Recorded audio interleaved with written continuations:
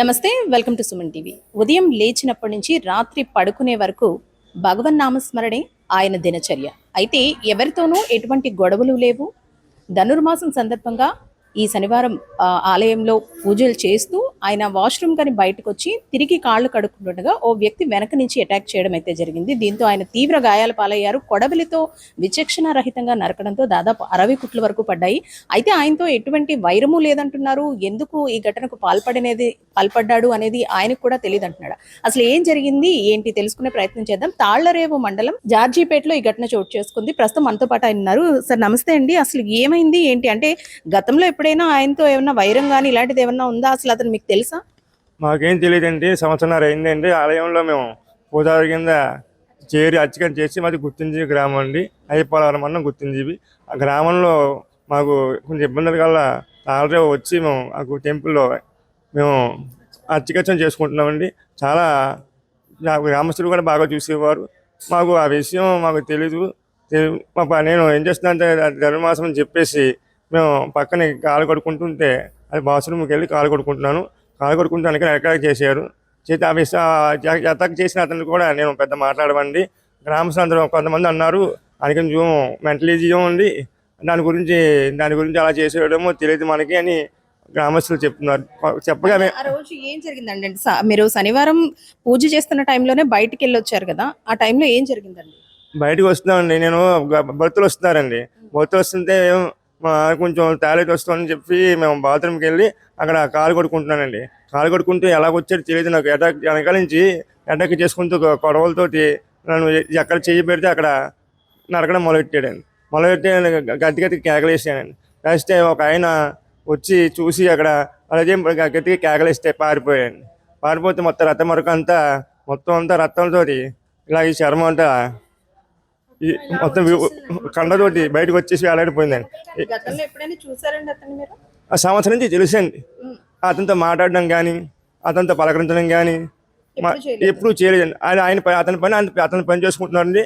మా పని మేము చేసుకుంటున్నామండి. అతనితో కానీ ఎలా ఉన్నా బాబు ఏం చేస్తున్నా కూడా అతను పలకరించలేదండి. మేము అతను పలకరించలేదండి. మా గుడి మా వ్యవహారం మా ఎంతవరకు ఉండాలి ఏమిటి, ఆ పూజలు చూసుకోవడం, ఇంటికి వెళ్ళడం, మళ్ళీ సాయంత్రం రావడం, మళ్ళీ సాయంకాలం పూజలు చూసుకోవడం, మళ్ళీ వెనక్కి వెళ్ళిపోవడం జరిగిందండి. అమ్మ ఎప్పటి నుంచి ఆలయంలో ఉంటున్నారు? అసలు ఆ రోజు ఏం జరిగింది? ఎందుకంటే దాదాపు 60 కుట్ల వరకు పడినాయి అంటున్నారు. అసలు ఏం జరిగిందండి ఆ రోజు ఉదయం ధనుర్మాసం, పైగా శనివారం రద్దీగా ఉంటుందండి. ఎప్పుడు టెంపుల్ రద్దీగా ఉంటుంది, మామూలు శనివారాలు కూడా. ఆ రోజు ధనుర్మాసంలోనే లాస్ట్ ధనుర్మాసంలో లాస్ట్ శనివారం అండి. ఆ రోజు 4 గంటలకల్లా 4:30 కల్లా మేము ఆలయానికి ముగ్గురు వెళ్తామండి. ప్రతి శనివారం వెళ్తాం. పండగల్లోనూ వీటిలోనూ వెళ్తూ ఉంటాం. ఆ రోజు మామూలుగానే యథాప్రకారంగా వెళ్ళాం. అలంకరణ చేసాం. మొత్తం పువ్వుల అలంకరణ ఉంటుందండి. అంటే కిరీటాలు అవన్నీ పెడతాం. అన్ని అలంకరణలు అయిపోయాయండి. అర్చన కూడా అయిపోయింది. అయిపోయిన తర్వాత వీళ్ళు వస్తున్నారు, భక్తులు వస్తారు కదండి. వచ్చే టైంకి ఇలాగా 8:15, 8:30 ఆ ప్రాంతాల్లో నువ్వు చూసుకో, ఇక్కడ నేను ఇప్పుడే వస్తాను, టాయిలెట్కి వెళ్ళి వస్తారని ఈయన బయటికి వెళ్ళారండి. ఒక పక్క వెంకటేశ్వర స్వామి ఆలయం అండి, ఉపాలయం. ఒక పక్కేమో పట్టాభిషేకం ఉంటుంది, రామాలయం. ఇక్కడ నేనున్నానండి. ఇక్కడ ఒక బల్ల ఉంటుంది, ఇక్కడ నేనున్నాను. అక్కడ మా మామయ్య గారు దర్శనాలు చేయిస్తున్నామండి. ఈలోగా బయట నుంచి గట్టిగా కేకలు వినపడ్డాయి. ఈయనేమో అక్కడి నుంచి ఆలయం దగ్గరికి వచ్చి ఇలా నిలబడ్డారు. నాకు ఏంటో అర్థం కాలేదు. బయట రక్తం కారిపోతుందండి గురువుగారు అని చెప్పి అందరూ కేకలేస్తే మేము ఇద్దరు బయటికి గబగబా వెళ్తే ఈయన రక్తపు మడుగులో ఉన్నారండి. అలా నిలబడిపోయి ఉన్నారు. మొత్తం రక్తం, ఎన్ని పంచులు కట్టినా ఆగలేదండి రక్తం. మాకు భయం వేసి రెండర్రా బాబు తీసుకెళ్దాం హాస్పిటల్కి, ఆయనకి బ్లడ్ పోతుందని నేను చాలా బాధపడ్డాను. ఊళ్ళో లేడీస్ కూడా అందరూ వచ్చారు, పోగొడ్డారు. కారు తీసుకొచ్చారండి. కారు తీసుకొచ్చేలాగా చాలా బ్లీడింగ్ అయిపోయింది. బ్లడ్ అసలు లేదండి. గతంలో ఎప్పుడైనా అతన్ని చూసారమ్మా మీరు? ఎప్పుడైనా చూడడం జరిగింది కానీ మాటలు మాత్రం ఎప్పుడు మాట్లాడలేదండి. అతను ఎవరో తెలియనప్పుడు అతను మనతో మాట్లాడు, ఏదో అతను పని ఏదో అతను చేసుకుంటాడు. గతంలో మీరు ఎప్పుడూ ఆయన్ని చూడలేదు, సడన్ గా ఈ ఘటనకి పాల్పడ్డాడు అంటే ఏం చెప్తున్నారమ్మా? ఆయన గురించి ఏమైనా ఊర్లో ఏమైనా చెబుతున్నారా? ఊర్లో వారంతా కూడా అతనికి కొంచెం మెంటలీ డిస్టర్బ్డ్ పర్సన్. అతను ఎప్పుడు ఏం మాట్లాడతాడో, ఎప్పుడు ఏం చేస్తాడో ఎవ్వరికి తెలియదండి. అతనికి ఇలాగా ఊర్లో మాత్రం అతను మామూలుగా తిరుగుతూ ఉంటాడు. ఇంత పాల్పడతాడు, ఇంత సంఘటన ఇంతలా చేస్తాడని మాకెవరు ఊహించలేదండి. చాలా దారుణం జరిగిందని చెప్పి గ్రామస్తులు బాధపడ్డారు, పెద్దలు కూడా. మాకు తెలియదండి. గత సంవత్సరం వినాయక చవితి తర్వాత మేము ఆ టెంపుల్లో జాయిన్ అయ్యామండి. అప్పటి నుంచి కూడా మాకు ఇలాంటివి విషయాలు ఎప్పుడు ఇలా జరగటం కానీ ఎప్పుడు వినలేదు, చూడలేదు మేము. మీకు మంత్రి సుభాష్ గారు కూడా మీకు బాస్టగా నిలిచారు, ఆయన అంతు సహకారం అందిస్తూ ఉన్నారు, ఏం చెప్తారమ్మా? చాలా కృతజ్ఞతలు అండి ఆయనకి. మేము రుణపడి జీవితాంతం రుణపడి ఉంటామండి. వీళ్ళందరూ కూడా మా బ్రాహ్మణ సంఘాల వాళ్ళు, వీళ్ళు మా మంత్రి గారు కూడా చాలా సహాయ సహకారాలు అందించారండి. దగ్గరుండి ఈయన పంపించి, మన పిఏ గారిని పంపించి దగ్గరుండి మాకు చాలా సహకారం చేసిన మూలాన్ని ఈయన అలా లేచి కూర్చున్నారంటే మాకు చాలా ధైర్యంగా ఉందండి. వాళ్ళందరూ బాగుందంటున్నారండి. ప్రమాదం అయితే ఏం లేదు. లోపల ఆర్గాన్స్కి ఒకవేళ ఇదే చీరు కొంచెం లోపలికి వెళ్ళి ఉంటే ఊపిరితిత్తుకి డ్యామేజ్ అవునండి. మీరు చాలా సేఫ్ సైడ్లో ఉన్నారు, చాలా లక్కీ పర్సన్ మీరు, దేవుడు కాపాడాడని చెప్పి కేసు ఫైల్ చేసామండి. యానంలో హాస్పిటల్లోకి తీసుకెళ్లారు. అక్కడ స్టిచెస్ అవి అక్కడే వేశారండి. అక్కడ పోలీసులు వచ్చి వాళ్ళందరూ మొత్తం నేను చెప్పాను, మొత్తం ఏమేం జరిగిందో అన్నీ చెప్తే రాసుకున్నారు, కేసు వేశారు. ప్రస్తుతం అతను జైల్లో ఉన్నాడండి అని మాకు తెలిసింది. అంటే ఏం చెప్తారమ్మా? నిత్యం కూడా భగవన్ నామస్మరణే మీరు చేసేది. ఉదయం లేస్తే సాయంత్రం రాత్రి నిద్రపోయే వరకు కూడా ఆ భగవంతుడి సన్నిధిలోనే మీ కాలాన్ని గడుపుతూ ఉంటారు. కానీ ఇలాంటి ఘటనలు జరగడం అనేది చాలా దురదృష్టకరం. ఏం చెప్తారు? చాలా బాధాకరం అండి. ఇటువంటివి మాకు ఇలాగ దేవుడు ఏదో మమ్మల్ని కాపాడాడు, మేము చాలా అదృష్టవంతులం. ఇకపై ఎవరి మీద కూడా గ్రామస్తులైనా ఎవరైనా ఒకటే మాకు. బ్రాహ్మడు అంటే దేవుడితో సమానం అంటారు. మేము ఎవరినైనా సరే మంచి కోరుతాం, వాళ్ళని దీవిస్తాం, కానీ ఎప్పుడు వాళ్ళకి చెడు కోరుకోండి. ఎవ్వరికీ కూడా ఇలాంటి సంఘటన జరగకూడదు, అందరూ క్షేమంగా ఉండాలని మా అభిలాష, మా కోరిక.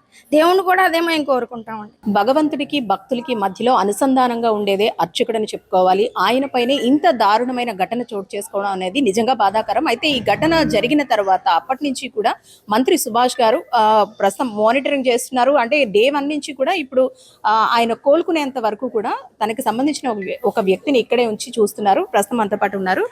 ఏమైందండి, మీకు ఎలా తెలిసింది ఏంటి? అలాగే డే 1 నుంచి మీరు ఇక్కడే ఉంటున్నారు కదా, ఆయన పరిస్థితి ఏ విధంగా ఉంది?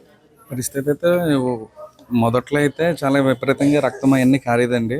అప్పుడు సార్కి వెంటనే గణేష్ శర్మ గారు అనేసి ఆయన ఇంటిమేట్ చేయగానే వెంటనే ఆయన మా దృష్టికి తీసుకొచ్చారు. మంత్రి గారు వెంటనే ఫోన్ కాల్లో నాతో మాట్లాడి వెంటనే అక్కడికి వెళ్ళమని చెప్పారు. వెంటనే వచ్చి డాక్టర్స్ తోటి వీళ్ళందరితో మాట్లాడి వెంటనే శస్త్రచికిత్సలు మొత్తం వైద్యం అంతా కూడా చేయించడం జరిగింది. తర్వాత సార్ వెంటనే వీడియో కాల్లో మాట్లాడతానని చెప్పారు. మాట్లాడి సూపరింటెండెంట్ గారికి, ఆర్ఎంఓ గారికి అందరికీ తెలియపరిచి మంచి మెరుగైన వైద్యం అందించాలనేసి వాళ్ళకి ఆదేశించడం జరిగింది. అప్పటి నుంచి కూడా డాక్టర్స్ కూడా పట్టించుకొని మొత్తం అంతా కూడా వాళ్ళు కూడా మంచిగా సర్వీస్ చేయడం జరిగిందండి.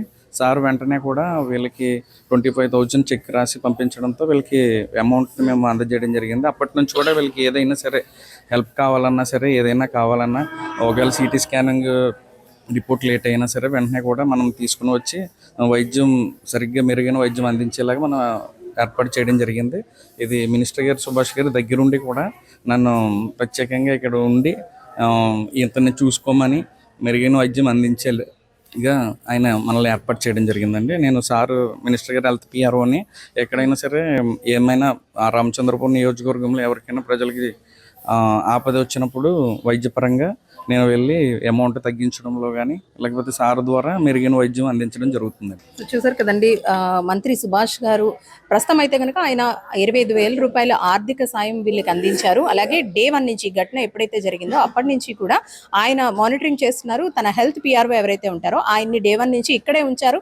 వీళ్ళకి సంబంధించి హెల్త్కి సంబంధించి ముఖ్యంగా జరుగుతున్న వైద్యంపై కూడా నిత్యం కూడా పర్యవేక్షిస్తూ ఉన్నారు. పూర్తిగా కోలుకుని ఇంటికి వెళ్లేంత వరకు నాదే బాధ్యత అంటూ కూడా ఆయన వీళ్ళకి ఒక భరోసా అయితే ఇచ్చారు.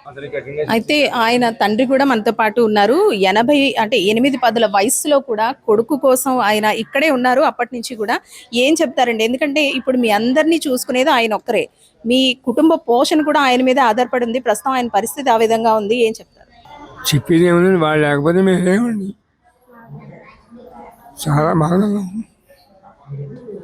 సో చూసారు కదండి, నిత్యం కూడా భగవన్ నామస్మరణ మాత్రమే వాళ్ళ దినచర్యగా ఉంటుంది. అసలు ఎవరో ఏంటో తెలియదు, వెనక నుంచి వచ్చి కొడవలతో అటాక్ చేశాడంటూ కూడా చెప్తున్నారు. అయితే గ్రామస్తులు మాత్రం మెంటల్గా డిస్టర్బ్ అయిన పర్సన్ అంటూ కూడా చెబుతూ ఉన్నారు. అయితే గతంలో కూడా ఇలాంటి ఘటనలకు పాల్పడ్డాడని, ఏవో పాకులు తగలబెట్టాడు, ఇలాంటి పెద్ద పెద్ద ఘటనలకే పాల్పడ్డాడంటూ కూడా చెప్తున్నారు. కానీ ఆయన మీద ఇప్పటి వరకు కూడా ఎందుకు చర్యలు తీసుకోలేదు? అలాంటి వాళ్ళని విచ్చలవిడిగా రోడ్ల మీద వదిలేస్తే ఇంకా ఎంతో మందికి ప్రాణాపాయం కలిగే అవకాశం ఉన్న నేపథ్యంలో వాళ్ళ మీద కఠిన చర్యలు తీసుకోవాలంటూ కోరుతున్నారు. మరోపక్క రెక్కాడితే గానీ డొక్కాడని పరిస్థితి. ఆ పూట ఆలయానికి వెళ్ళి భగవంత్ నామస్మరణ జపిస్తూ ఆ భగవంతుడికి సేవ చేస్తేనే వాళ్ళ జీవితం వెళ్లే రోజులు. అలాంటిది దాదాపు 60 వరకు కుట్లు పడ్డాయంటే ఎంత గట్టిగా తగిలాయి అనేది కూడా మనం ఆలోచించవచ్చు. దీనికి సంబంధించి ఇప్పటికే మంత్రి సుభాష్ గారు కూడా ఆయన వంతు సహాయ సహకారాలు అందిస్తున్నారు. వాళ్ళ ఒక వ్యక్తిని కూడా ఇక్కడ పెట్టి నిత్యం కూడా మానిటరింగ్ చేస్తూ ఉన్నారు.